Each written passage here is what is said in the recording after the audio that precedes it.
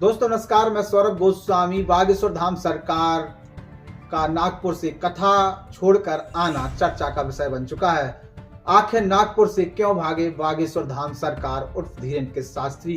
क्या बागेश्वर धाम सरकार पर मुकदमा दर्ज कर दिया गया है? इसको लेके अब लोग चर्चा कर रहे हैं। बागेश्वर धाम सरकार उर्फ धीरेन्द्र के शास्त्री, जिन पर हनुमान जी का असीम आशीर्वाद है, विशेष कृपा है, वो लोगों को देखते ही उनके बारे में सब कुछ बता देते हैं। उनके बारे में उन्हें जानकारी मिल जाती है। स्वयं हनुमान जी उनको ये सब बताते हैं। इस प्रकार के दावे लगातार किए जाते हैं। लाखों लोग बागेश्वर धाम पर जाते हैं और लाखों लोगों की आस्था बागेश्वर धाम पर है।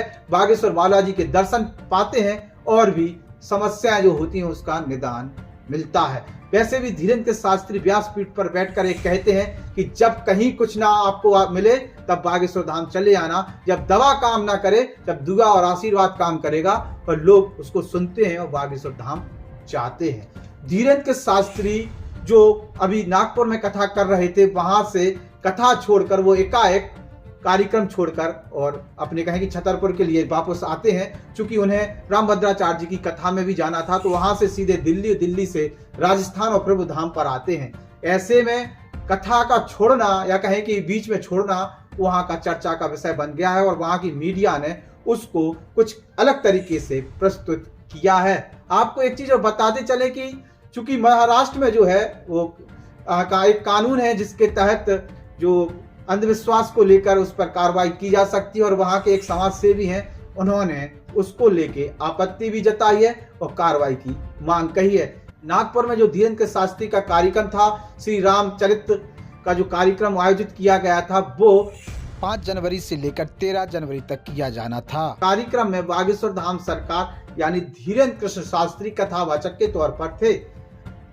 लेकिन जैसे ही श्याम मानस ने बाबा को चुनौती दी, उसके बाद धीरेन्द्र के शास्त्री 11 तारीख को नागपुर से रवाना हो गए। इसके बाद नागपुर के मीडिया ने सोशल मीडिया में बागेश्वर धाम सरकार यानी कथावाचक धीरेन्द्र के शास्त्री को भगोड़ा साबित कर दिया।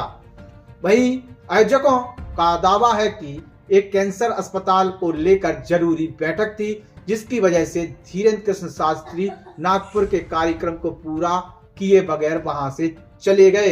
अंधविश्वास उन्मूलन समिति ने राम कथा के नाम पर जादू टोना और अंधविश्वास फैलाने का आरोप लगाया है बागेश्वर धाम सरकार पर।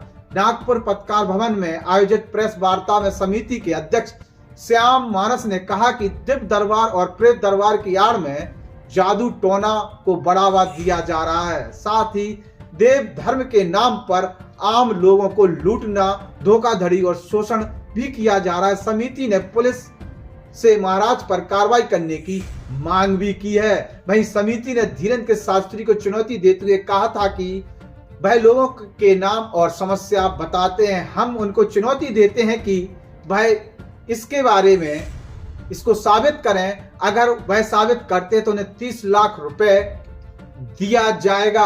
अगर वो साबित नहीं कर पाते हैं तो वो 30 लाख रुपए देंगे। इसके बाद बाबा प्रोग्राम खत्म कर देते हैं और वहां से वापस चले आते हैं। ऐसे में जैसे ही बागेश्वर धाम सरकार नागपुर से कथा समाप्त करके आते हैं, चर्चा का विषय बन जाता है। मीडिया तमाम सवाल खड़े करती है। विपक्षी भी बागेश्वर धाम सरकार को लेकर घेरते हुए नजर आते हैं, आरोप प्रत्यारोप लगते हैं। लेकिन बागेश्वर धाम सरकार ने एक कार्यक्रम के दौरान फिर ये कहा कि वो कथा छोड़कर नहीं आए हैं। कथा वैसे ही 2 दिन कम कर दी गई थी, यानी आगामी समय में जो भी कथाएं होंगी वो 7 दिवसीय कथा होंगी, 9 दिवसीय कथा नहीं होंगी। लेकिन मीडिया को तो एक बहाना था, साथ साथ जो वहां की समिति के लोग जो चैलेंज दिया था, उस चैलेंज को कहीं ना कहीं बागेश्वर धाम सरकार ने स्वीकार नहीं किया है। उसको लेकर भी उन्होंने अपनी बात रखी है। उसको लेकर भी पूरी विस्तृत जानकारी हम आप लोगों के बीच में लेके आएंगे। नागपुर में जो हुआ है वो चर्चा का विषय और बागेश्वर धाम सरकार के ऊपर तमाम आरोप प्रत्यारोप समिति के लोग और कुछ विपक्षी लोग लगाते हुए नजर आ रहे हैं। सनातन की बात करने वाले बागेश्वर धाम सरकार, लाखों लोगों की आस्था का केंद्र बागेश्वर धाम, और इस समय वो कहीं ना कहीं विवादों में घिरते हुए नजर आ रहा है।